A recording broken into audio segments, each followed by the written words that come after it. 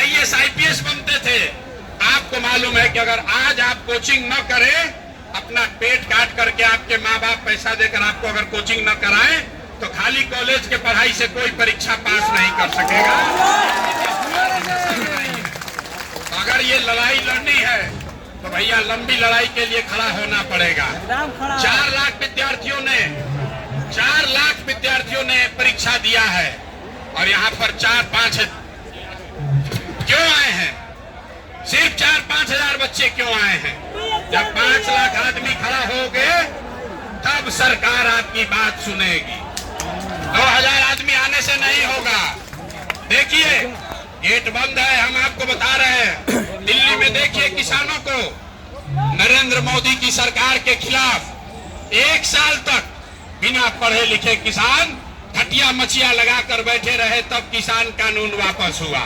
और आप चाहते हैं कि एक दिन आए गांधी मैदान में इनकलाब नारा लगाए, नीतीश कुमार डर जाए। तो भैया नीतीश कुमार की सरकार जानती है कि लड़के एक दिन आएंगे, नारा लगाएंगे और फिर थक के जाकर फिर वही जाएंगे। इससे बात नहीं बनेगी। अगर लंबा संघर्ष करना है, एक बार बिहार में पेपर लीक को, नौकरियों में भ्रष्टाचार को, डोमेसाइल को अगर खत्म करना है तो सभी युवाओं को खड़ा होना पड़ेगा। आप तैयार हैं कि नहीं है? बोलिए, हाथ उठाकर पीछे तक तैयार है? यहाँ गांधी मैदान में क्यों बुलाया है आपको?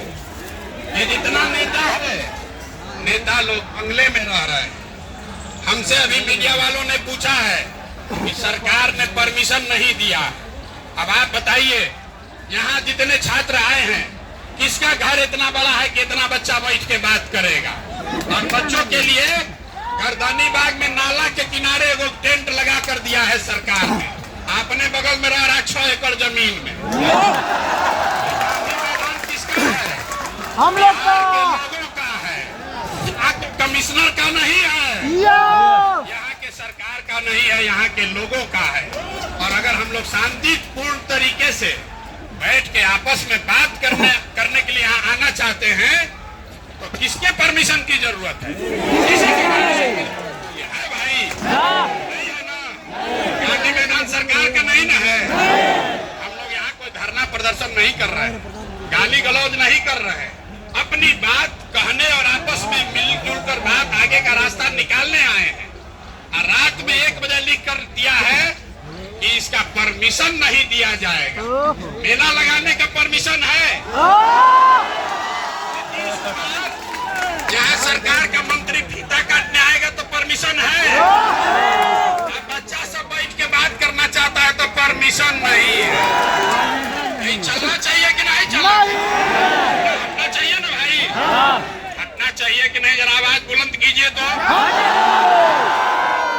बगल में यहाँ पर अधिकारी जो है, इनका बंगला है। आप लोग भी डीएम बनना चाहते हैं? बनना चाहते हैं ना? बहुत लोग बनना चाहते हैं। इनको बताइए, आप भी बन जाइएगा कभी, तो भी अपने छात्रों पर बल प्रयोग करना उचित नहीं है। बल प्रयोग करना उचित नहीं है। इसी चौधरी टोला से और महेंद्रू के लॉज से पढ़कर कितने पूरे भारत में आईएएस आईपीएस बने हुए हैं। इसलिए वहां बल प्रयोग का डर न दिखाएं। हम लोग यहाँ बैठे हैं इसलिए कि आप बताइए कि आगे आप क्या करना चाहते हैं।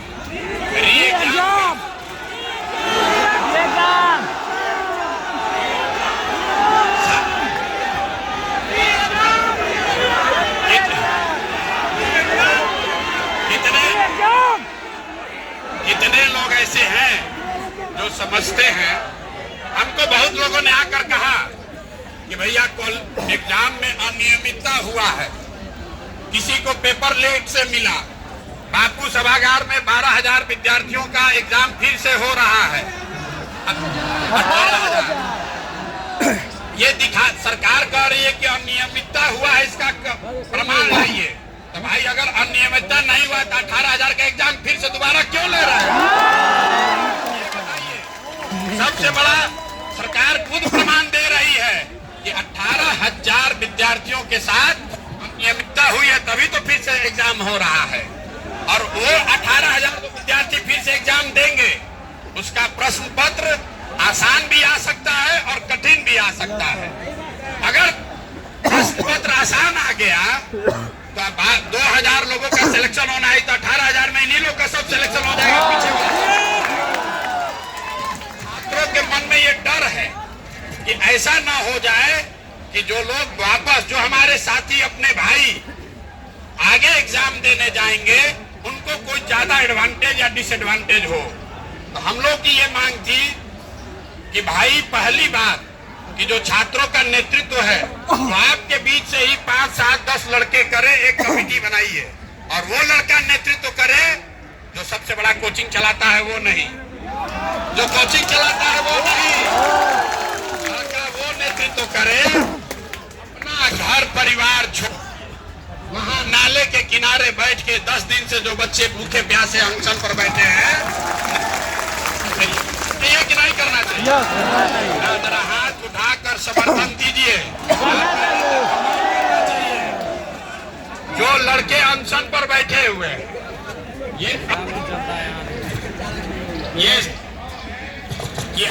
अलग अलग दलों के मानने वाले लोग हैं। ये संभव है कि आप अलग अलग व्यक्ति को नेता मानते हो, लेकिन मेरा आपसे अनुरोध है कि एक बार आपके भविष्य के लिए, अपने भविष्य के लिए जिन छात्रों ने कुर्बानी दी है, जो छात्र अनशन पर 10 दिन से बैठे हैं, उनके नेतृत्व में ही इस आगे लड़ाई को लड़ा जाए। ठीक है? ठीक है। अगर सहमति छात्र संसद में आप दे रहे हैं तो हाथ उठाकर। दूसरी बात, मैंने कल जितने कोचिंग चलाने वाले साथी हैं सबको बुलाकर ये उनसे आग्रह किया है कि भाई तुम छोटे हो या बड़े, अगर छात्रों की चिंता है, छात्रों के पैसे से आपका जीवन चलता है, जो नाम आपने कमाया है वो छात्रों के बदौलत कमाया है, तो सब लोग मिलकर इस छात्र मूवमेंट को आप लोग सहयोग कीजिए, इसमें आगे पीछे मत कीजिए। ये ठीक है ना निर्णय? तो मैंने उनको भी आग्रह किया है कि जो छात्र अनशन पर बैठे हैं, उसके साथ साथ हर कोचिंग संस्थान छोटा हो या बड़ा, वो अपने संस्थान से एक व्यक्ति को नामित कर दे ताकि वो कमेटी में वो भी बैठे, ताकि कोई एक दूसरे के खिलाफ राजनीति न कर सके। अब तीसरी बात मैं आपसे आग्रह पूर्वक कहना चाहता हूँ, जो छात्र वहाँ अनशन पर बैठे हुए हैं, कई लोग भाई बीच में अस्पताल में भी गए, आप क्या चाहते हो वहाँ बैठे रहें कि उनका अनशन खत्म कराया जाए और एक नई रणनीति आगे सरकार से लड़ने का बनाया जाए? खत्म होना चाहिए। अनशन खत्म कराया जाए या फिर उनको अनशन पर वही धरना स्थल पर बैठे रहने के लिए प्रोत्साहित किया जाए? जितने लोग अनशन खत्म करने के पक्ष में है वो हाथ उठाइए। ज्यादातर आदमी यहाँ बता रहे हैं कि अनशन खत्म होना चाहिए। एक बार आ रहे अगर अनशन खत्म कीजिएगा तो फिर सरकार पर से दबाव खत्म हो जाएगा। ठीक है? तो आप चाहते हैं कि कोई 7 आदमी अपना जीवन कुर्बान कर दे आपके लिए और आप कुछ न करें, आप बैठे रहे पीछे? ऐसा तो नहीं ना होना चाहिए। तो कोई ऐसी व्यवस्था बननी चाहिए कि आपस में हम लोग 100 विद्यार्थी रोज तय करें कि एक दिन का अनशन हम लोग करेंगे, 100 आदमी